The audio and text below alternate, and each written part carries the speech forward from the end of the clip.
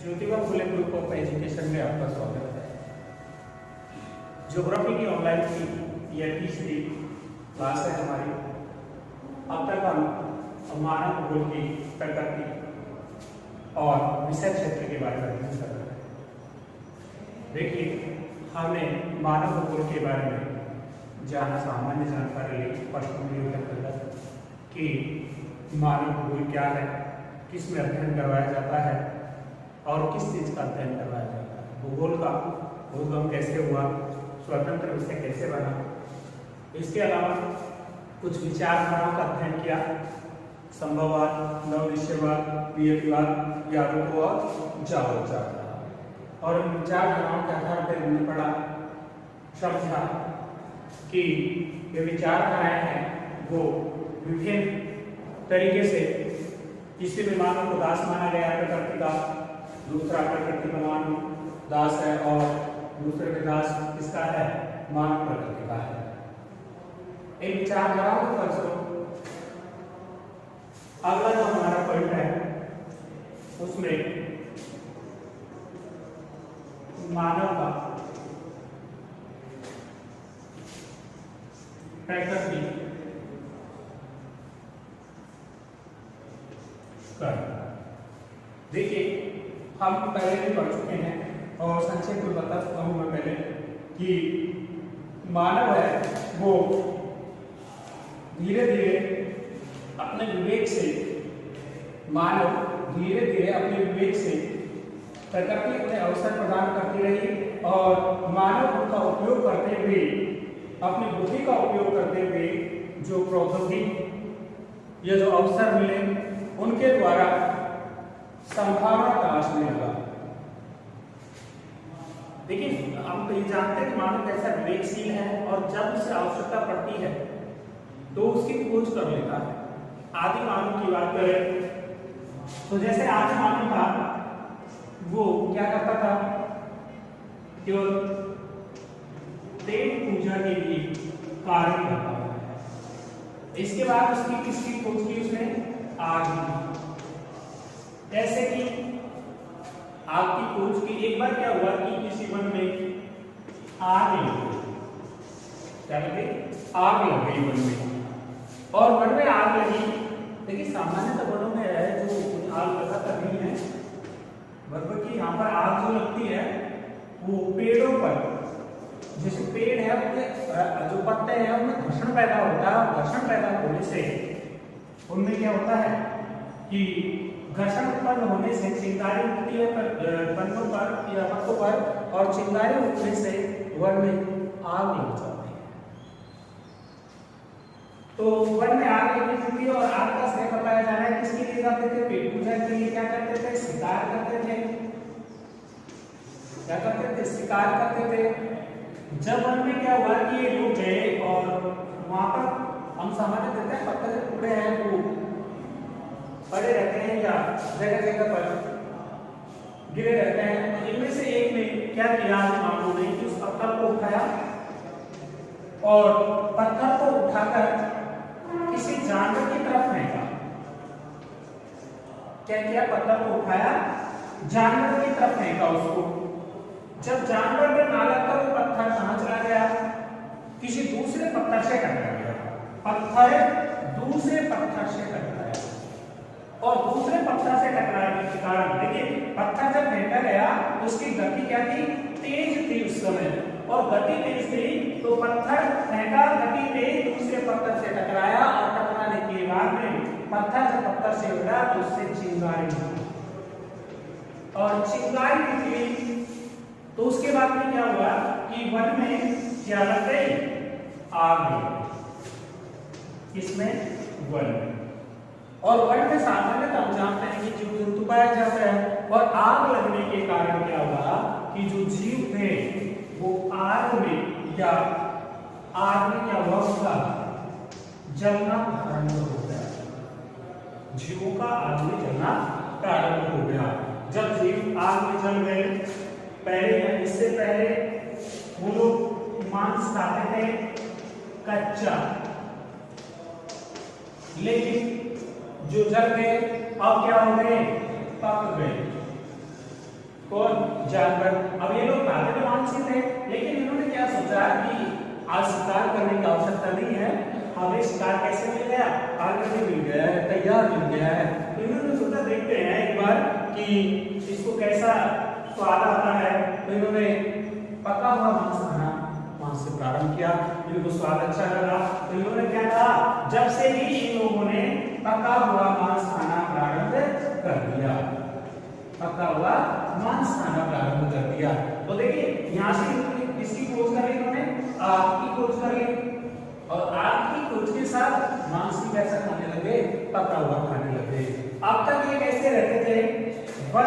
One में एक स्थान से दूसरे स्थान पर घूमते रहते थे कि आज यहाँ है, कल वहाँ है। आज जैसे कि यहाँ पे भोजन मिल गया, अब यहाँ से इनको भोजन प्राप्त नहीं हो रहा है, ये क्या करेंगे? यहाँ से क्लाइंब कर जाएंगे, दूसरी जगह पर चले जाएंगे और वहां जाकर क्या करेंगे?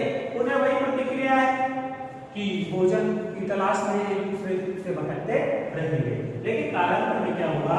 जब इन्होंने आग की खोज कर ली और पका हुआ मांस खाना प्रारंभ कर दिया, साथ में ही अब ये झुंडों के रूप में, कबीलों के रूप में निवास करने लगे। किसके रूप में?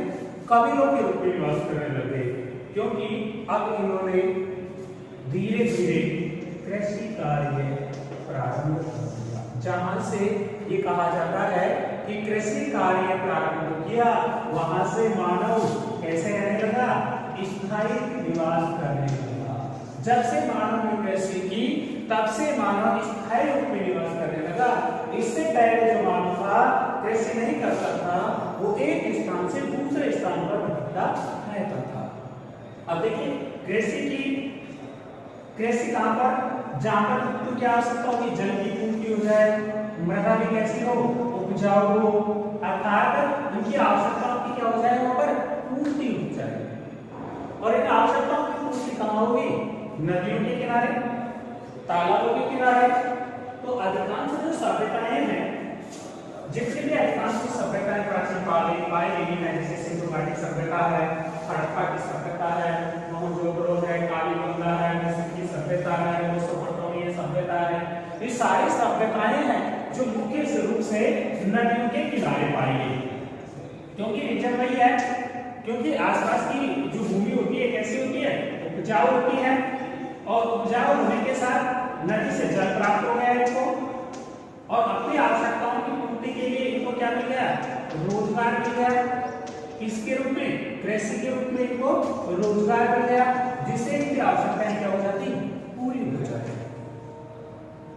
तो क्या हुआ? जैसे इनको आवश्यकता हो गई, धीरे धीरे अपने विवेक से इन्होंने कार्य करना प्रारंभ कर दिया। अब देखिए प्रकृति ने अवसर दिया, इन्होंने अपने विवेक का उपयोग किया, और विवेक का उपयोग करते हुए ये आगे की ओर बढ़ते गए। इसके साथ ही ये प्रकृति पर अपनी छाप छोड़ते, क्रियाकलाप इस प्रकार करते गए कि प्रकृति पर अपनी छूटने की छाप छूट गई। तकनीकी ज्ञान से इनका उपयोग करता रहा, जिसके कारण प्रकृति का मानवीकरण होने लग गया। अब देखिए शुरुआत तो यहाँ से हो गई, लेकिन मानव कैसा रहा? मैंने पहले कहा विवेकशील है, तो तकनीकी ज्ञान आ गया इसके पास, और तकनीकी ज्ञान आने के कारण ये धीरे धीरे अपना क्या करता गया? विकास करता गया। आज भी कर रहा है।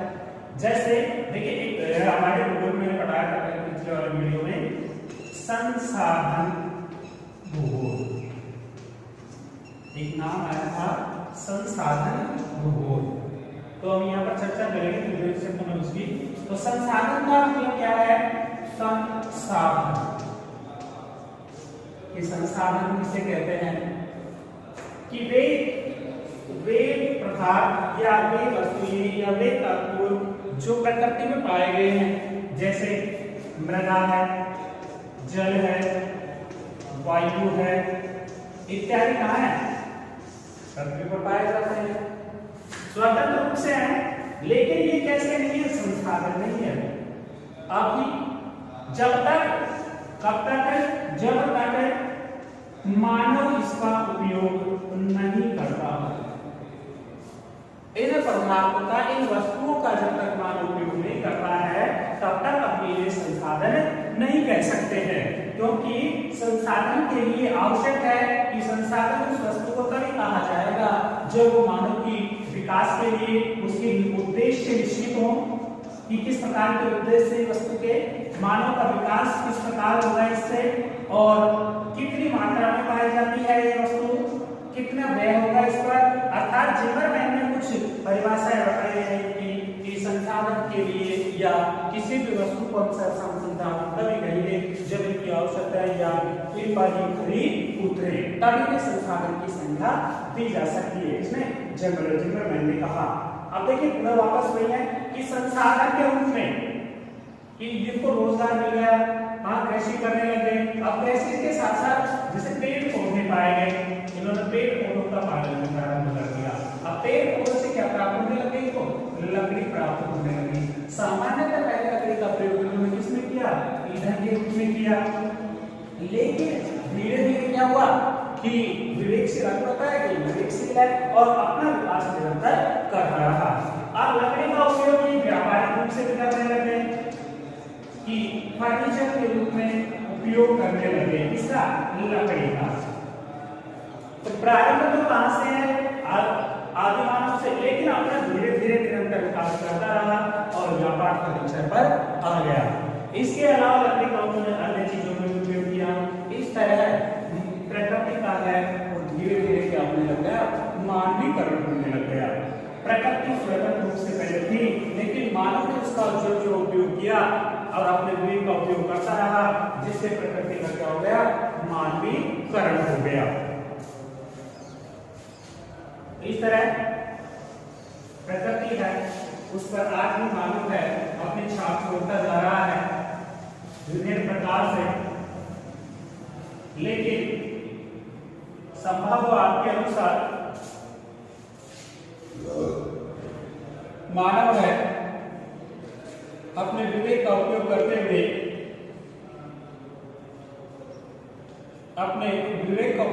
हुए स्वतः स्वतंत्र प्रदान की है उनका उपयोग कर रहा है।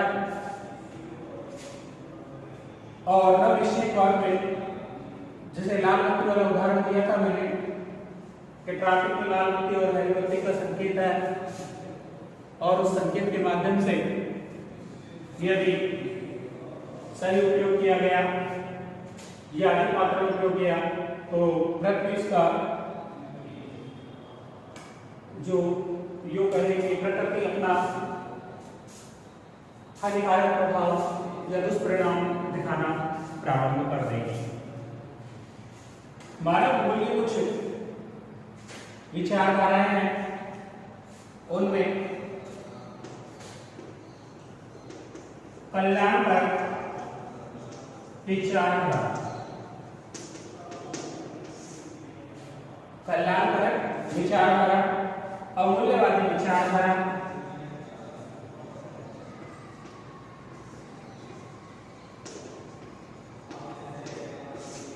अमूल्यवादी विचारधारा है, व्यवहारवादी विचारधारा है,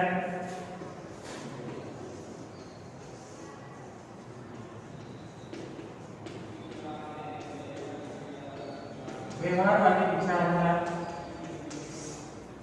देखिए तीनों विचारधारा है और परीक्षा में कई बार पूछा भी जाता है तीनों विचारधाराओं में से कि तीनों विचारधाराओं का क्या है। तो जैसे कल्याणकारक की बात करें कि कल्याणकारक विचारधारा है वो किस प्रकार प्रभावित करती है या क्या है, तो ये विचारधारा जिसका संबंध मुख्यतः लोगों के सामाजिक कल्याण के विभिन्न पक्षों से है। जैसे यूं कहें कि मानव है उसका पक्ष बताया गया है कल्याण होना, जिसमें सम्मिलित किया गया है शिक्षा, स्वास्थ्य, आवास, इन पर विशेष जोर दिया जाता है और इनके माध्यम से ही ये बताया जाता है कि मानव का क्या हो सकता है, कल्याण हो सकता है। अमूल्यवादी विचारधारा के अंतर्गत बताया गया कि यह विचारधारा जिसको पूंजीवादी उत्पन्न सामाजिक संस्थाओं निर्माताओं के कारण होता है, अर्थात पूंजीवादी का विशेष रूप है सामाजिक जो भिन्नता पाई जाती है सामाजिक विभिन्नता जो पाई जाती है वो इसके अंतर्गत ही पाई जाती है कि आप एक गरीब है, ऊंच नीच का है, इसके अंतर्गत किया जाता है।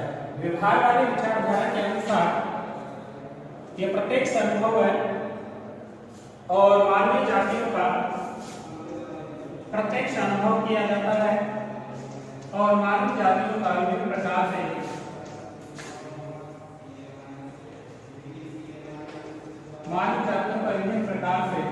अध्ययन किया जाता है। साथ ही सामाजिक संबंधों पर विशेष बल दिया जाता है। इन तीनों विचारधाराओं में यह बताया गया है। आगे आर्थिक भूगोल के कुछ उपक्षेत्र बताए गए हैं कि आर्थिक भूगोल के उपक्षेत्र कौन कौन से हैं और इन क्षेत्रों के अंतर्गत किन को रखा जाता है। आर्थिक भूगोल के देखिए हमने पहले पढ़े थे मानव भूगोल के क्षेत्र, फिर पढ़े हमने मानव भूगोल के उपक्षेत्र और अब पढ़ रहे हैं आर्थिक भूगोल के उपक्षेत्र। एक बार फिर रिवाइज कर रहा हूं। पहले हमने पढ़ा था मानव भूगोल के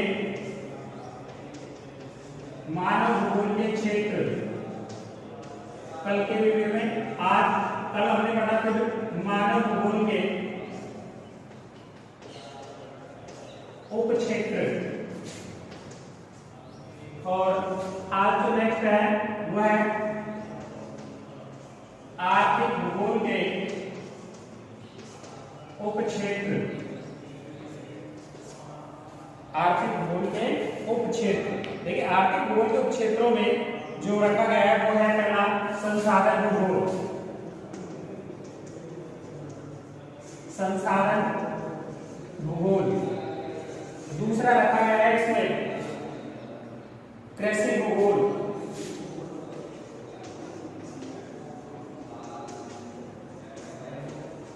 तीसरा रखा गया है इसके अंतर्गत औद्योगिक भूगोल।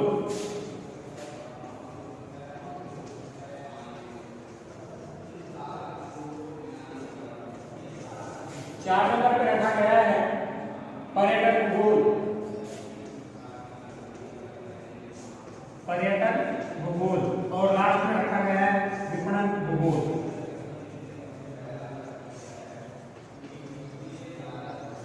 केवल बात कर रहे हैं आर्थिक भूगोल के क्षेत्रों की।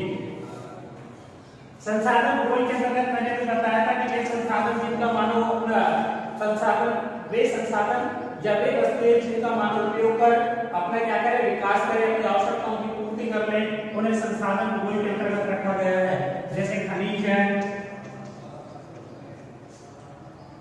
खनिज में अपन कह सकते हैं सोना, चांदी, लोहा, इसके अलावा मिट्टी है, जल है, इन सबका अध्ययन किसके अंतर्गत किया जाता है? संसाधन भूगोल के अंतर्गत। दूसरा है कृषि भूगोल। कृषि भूगोल के अंतर्गत विभिन्न क्षेत्रों में की जाने वाली कृषि है, जैसे स्थानांतरण कृषि है, आदिम निर्वहन कृषि है, व्यापारिक कृषि है, या यो कहें कि अपने फूल वगैरह की जो कृषि की जाती है, बागानी कृषि, उसको सम्मिलित की जाती है। इन क्षेत्रों में किस प्रकार की जाती है, आधुनिक तरीके से की जाती है या परंपरागत तरीके से की जाती है, कितना उत्पादन होता है, इन सब का अध्ययन किया जाता है किसके अंतर्गत? कृषि भूगोल के अंतर्गत।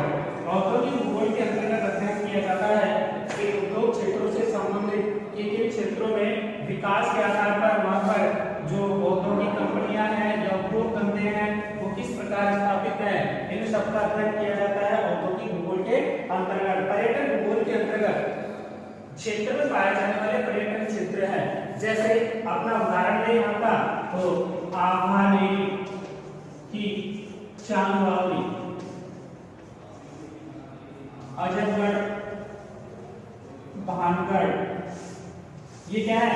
इन क्षेत्रों का जब अध्ययन देखिए सर्वेक्षण में किया जाता है तो इन क्षेत्रों को सामान्यतः अपन अध्ययन करते हैं सर्वेक्षण के अंतर्गत, तो इनका क्या है? पर्यटन भूगोल के अंतर्गत इनका अध्ययन करवाया जाता है। विस्तार को संपूर्ण, जैसे भारत की बात करें तो भारत का है, हमने केवल हमारे क्षेत्रीय विशेष के लिए कुछ कि इन क्षेत्रों के अंतर्गत, जैसे उदाहरण के तौर पर बताया कि पर्यटन भूगोल के अंतर्गत इनका अध्ययन करवाया जाता है। विपणन भूगोल के अंतर्गत जो अध्ययन करवाया जाता है वो मुख्य रूप से आयु से संबंधित जो डाटा होता है उन सबका अध्ययन इसके अंतर्गत करवाया जाता है। सामाजिक भूगोल के मुख्य क्षेत्र बताए गए हैं। ये तो है आर्थिक भूगोल के, अब है सामाजिक भूगोल के उप क्षेत्र। कई बार परीक्षाओं में पूछा जाता है सामाजिक भूगोल के दो क्षेत्रों के नाम लिखिए, या आर्थिक भूगोल के उप क्षेत्रों के दो नाम लिखिए, या मानव भूगोल के उप क्षेत्रों के दो नाम लिखिए, या मानव भूगोल के क्षेत्रों के नाम लिखिए। इन सबका एक या दो बार पूछा गया है प्रश्न पहले भी। तो सामाजिक भूगोल के अंतर्गत हम जो सम्मिलित करेंगे कौन सी, सामाजिक भूगोल, जिसमें अध्ययन करवाया जाता है। पहला है सामाजिक भूगोल के अंतर्गत व्यवहारवादी भूगोल, व्यवहारवादी भूगोल। दूसरा अध्ययन करवाया जाता है लिंग भूगोल,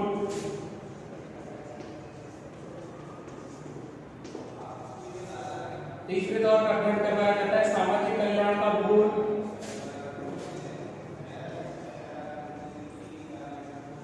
सामाजिक कल्याण का भूगोल।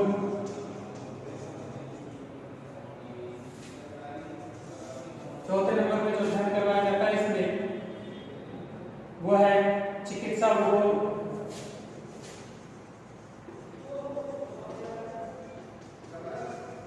सांस्कृतिक भूगोल,